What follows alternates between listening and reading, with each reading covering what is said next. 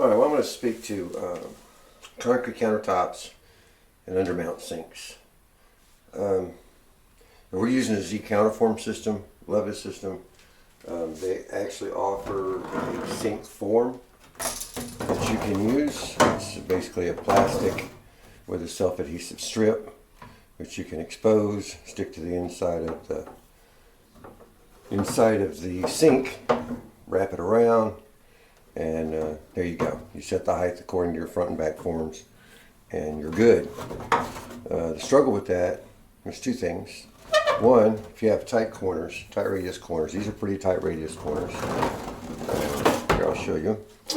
If you try to use this on tight radius corners, you're going to find that it's very difficult to get up into that corner without creating a lot of force that would prevent the adhesive from sticking. So that's really manageable. Use a heat gun, heat it up, and you can form that corner pretty well.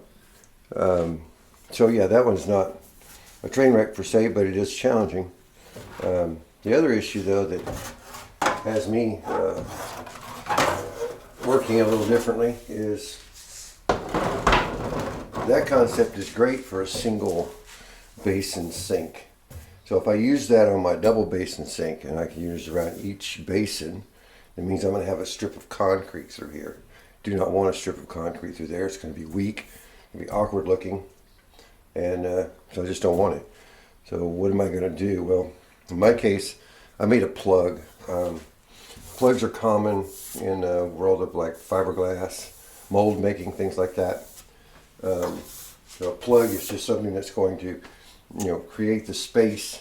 It'll become negative space when we pour, the empty space. And so I designed it with out of 1 inch, well, it's actually two pieces of 1 inch foam. You can buy this foam at any of your big box DIY stores. In my case, you can buy 2 inch. In my case, I happen to have some 1 inch.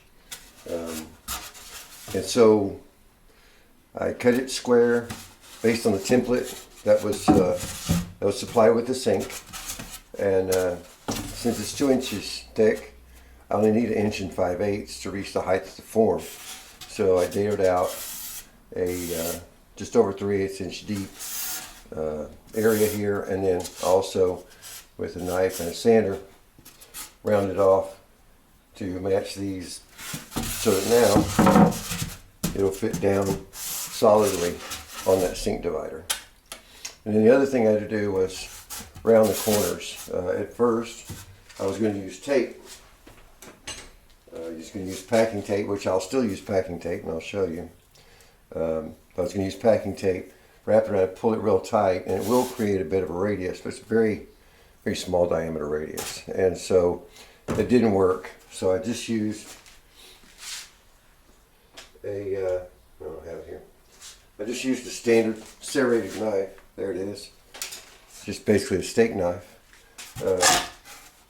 And I formed it. I just cut a triangle off of the corner straight down, and then I used a sander, and the sander then used it to round that off. So the bulk of the material I took off with a knife, serrated knife, and the rest of it I rounded using my sander.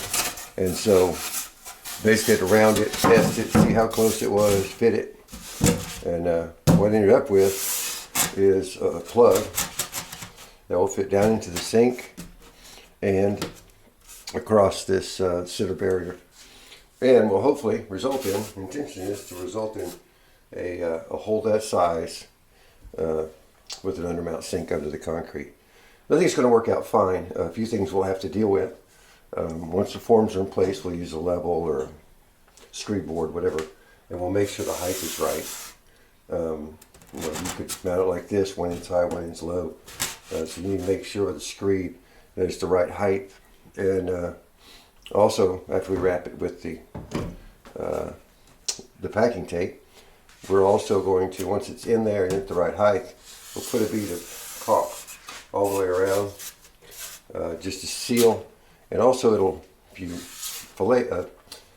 make a fillet from it, a rounded a rounded filling there.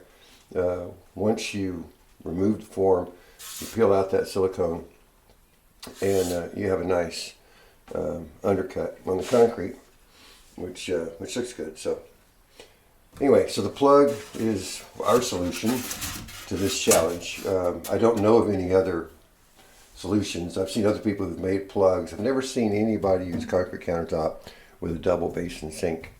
Well, I'm sure there's some out there, but I just haven't seen them yet. But this seems to fit the bill pretty well.